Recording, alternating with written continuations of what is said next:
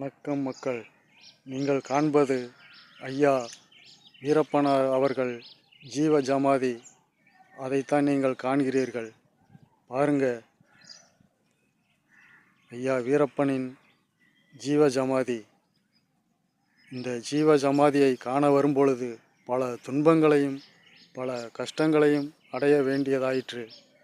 ஆனால் ஐயா வீரப்பன் அவர்கள் பல ஆண்டு காலமாக இந்த வனக்காட்டுக்குள் எவ்வளவு கஷ்டப்பட்டு திரிந்திருப்பார் என்பது இங்கே வரும்பொழுதுதான் தெரிந்தது.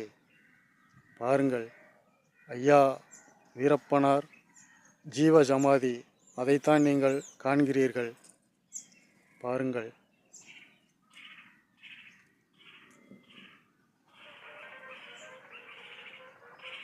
ஐயா அவர்களுக்கு நினைவஞ்சலியை செலுத்தி கொண்டு